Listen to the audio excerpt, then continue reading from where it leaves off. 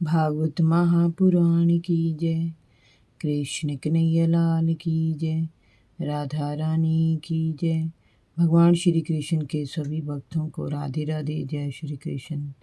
आज मैं आपको सुनाऊंगी भागवत महापुराण में दशम स्कंद में 19वां अध्याय, सरकंडों की अग्नि से गौओं और ग्वाल बालों की रक्षा। श्री सुखदेव जी ने कहा, परीक्षित, जब वे सभी उस भयानक राक्षस के शरीर को धरती पर मृत पड़ा देख रहे थे, तब उनकी गौएं चरती हुई एक दूसरे वन में चली गई। वह वन भीषण गर्मी के कारण सूख गया था। पानी की तलाश में वे आगे बढ़ती रही। चलते चलते वे सरकंडों के एक वन में पहुंच गई।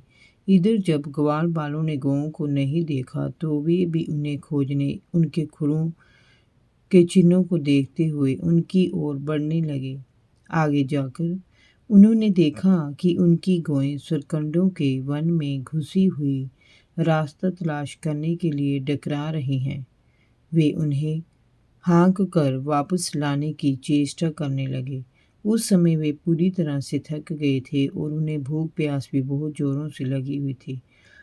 उनकी व्याकुलता बढ़ती जा रही थी। उनकी ऐसी दशा देखकर श्री कृष्ण गौओं के नाम लेकर उन्हें पुकारने लगे। वे गौएं श्री कृष्ण के आवाज देने पर रंभाती हुई उनकी ओर दौड़कर आने लगी। परीक्षित, उसी समय वन में अचानक न जाने कैसी आग लग गई और फैलती चली गई। वन की वह दावाग्नि वन्य जीवों का काल ही होती है। तभी जोर से आंधी भी चलने लगी। उस आंधी ने अग्नि को और भी तेजी से भड़का दिया। वह प्रचंड होती अग्नि वन के जीवों को जलाने लगी। वन के पशु अपनी अपनी जान बचाने के लिए बाहर की ओर भागने लगे। उनमें ग्वाल बालों की गौएं भी थी। जब ग्वालों और गौओं ने देखा कि वन की इस भयानक आग से बचना मुश्किल है और ये तेज गति से उनकी ओर चली आ रही हैं, तो वे भयभीत हो उठे। जैसे मृत्यु के निकट आने पर जीव परमात्मा की शरण में जाता है, वैसे ही वे सभी ग्वाल बाल भगवान श्री कृष्ण और बलराम जी की शरण में जा पहुंचे और बोले, प्रिय कान्हा, प्रिय दाऊ, हम तुम्हारी शरण में हैं। ये दावानल हमें जला रहा है, तुम हमें इससे बचाओ। हे कृष्ण, हे दाऊ, आप ही हमारे रक्षक हैं, आप ही हमारे भाई बंधु हैं, आप हमें बचाओ। हमें केवल आपके ऊपर ही भरोसा है, आप ही हमें इस विपत्ति से बचा सकते हैं। परीक्षित, अपने सखा ग्वाल बालों की पुकार सुनकर भगवान श्री कृष्ण ने कहा, मित्रों, डरो मत, तुम लोग अपनी आंखें बंद कर लो। उनकी बात मानकर सभी ने अपनी आंखें बंद कर ली। तब भगवान श्री कृष्ण ने उस भयंकर अग्नि को चरणामृत की भांति पी लिया और इस प्रकार उन ग्वाल बालों और गायों तथा उनके बछड़ों को बचा लिया। जब उन्होंने अपनी आंखें खोली तो उन्होंने अपने आप को भंडीर वट के पास खड़े पाया।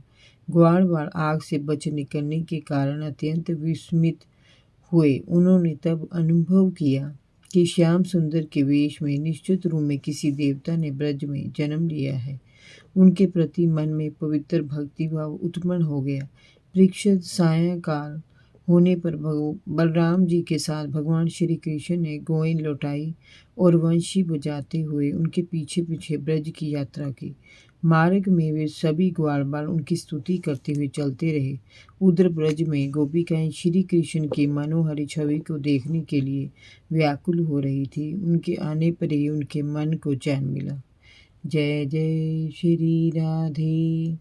भागवत महापुराण की जय। कृष्ण कन्हैया लाल की जय। भगवान श्री कृष्ण के सभी भक्तों को राधे राधे, जय श्री कृष्ण।